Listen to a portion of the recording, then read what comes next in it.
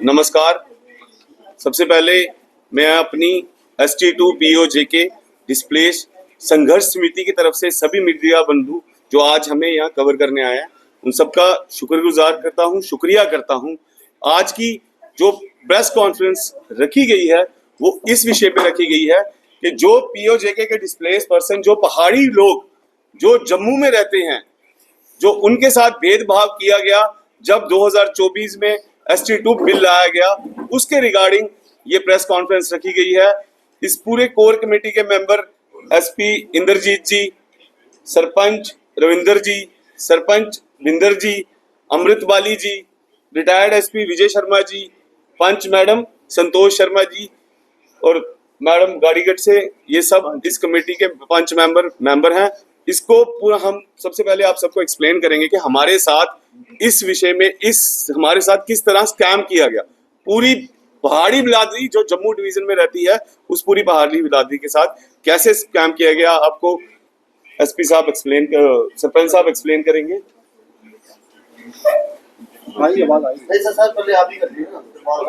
नहीं तो अंकुश राणा जी ने बता दिया है कि हमारी ST2 स्टेटस की जो लड़ाई हमारी सरकार के साथ चल रही है उस पर आज ये एक प्रेस कॉन्फ्रेंस करने के लिए हम जा रहे हैं और आपका सभी का धन्यवाद जो हमारे सदे पते पर यहाँ पर पहुंचे हैं।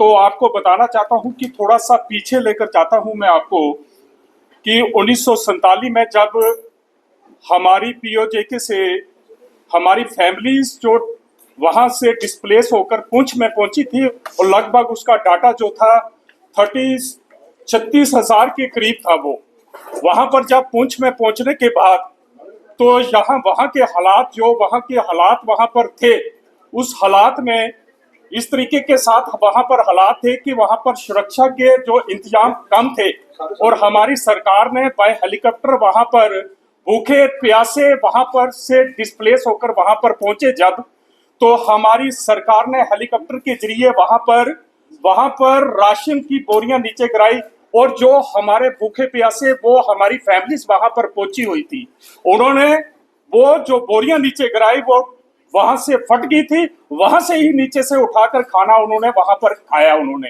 तो हम वहां से जब उन्होंने निगरोटा में जब मूव किया गया, वो हमारी जो फैमिलीज यहाँ पर आई है जम्मू में निगरोटा में आई है, उस फैमिली में तो अपनी मर्जी के साथ नहीं है, वो सरकार ने ही निगरोटा के कैंप में वहां पर 6 वार्डों में कैंप लगाया गया था। तो आपके माध्यम से ये सरकार तक ये पहुंचाने की बात कर रहे हैं हम, तो बताना चाहते हैं कि जैसे गुज्जर बरादरी को ST स्टेटस का जो दिया गया है पूरे जम्मू कश्मीर में दिया गया है और हमारे कबीले को जो पहाड़ी कबीला है इसको 2 हिस्सों में बांट दिया सरकार को।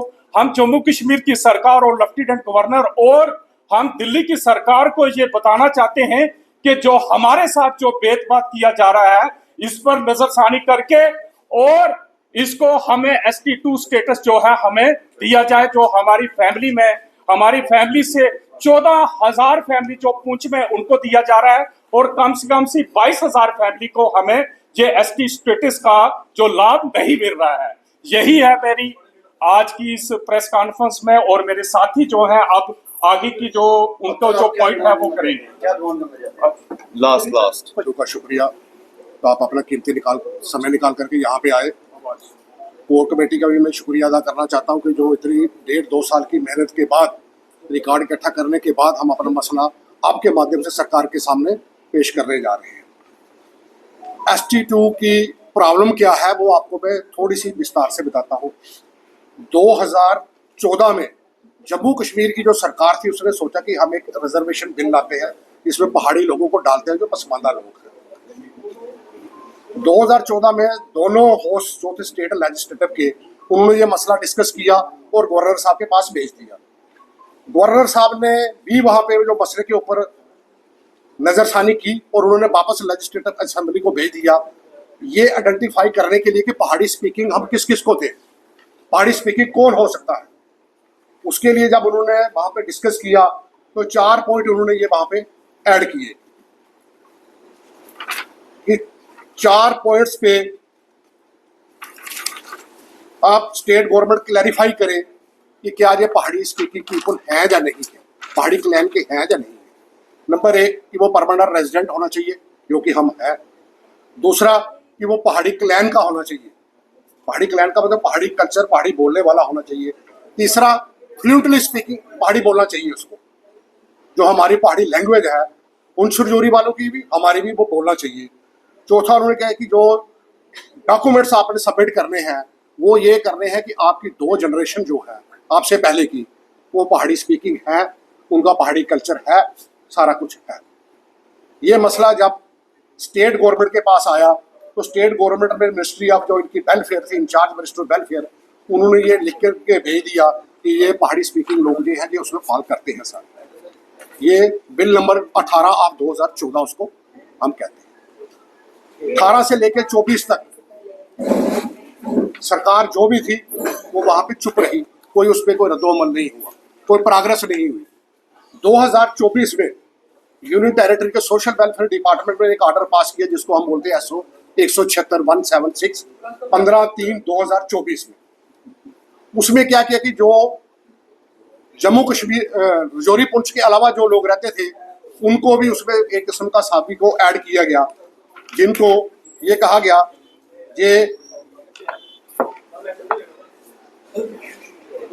रूल नंबर 4 है, क्लास नंबर B.2 है, जिसमें एक लफ्ज ऐड किया गया कि पहाड़ी एथनिक ग्रुप, जिसमें मैं फॉल करता हूँ, तो सारे फॉल करते हैं, उन सुरजोरी वाले फॉल करते हैं, जम्मू, सांबा, कठुआ, ये सारे फॉल करते हैं। और रूल 21 के तहत उसमें 4 एक किस्म की उन्होंने कंडीशंस रखी कि ये जो फुलफिल करेगा उसको ST2 का स्टेटस का सर्टिफिकेट उसको दिया जाएगा। नंबर 1 थी कि वो मेंबर ऑफ पहाड़ी क्लैन होना चाहिए, जो हम हैं। पहाड़ी क्लैन कम्युनिटी और tribe having distinct culture, ethnicity and linguistic identity. हम एक ही भाषा बोलते हैं, रजौरी पुंछ वाले, एक ही हमारा रहन सहन है।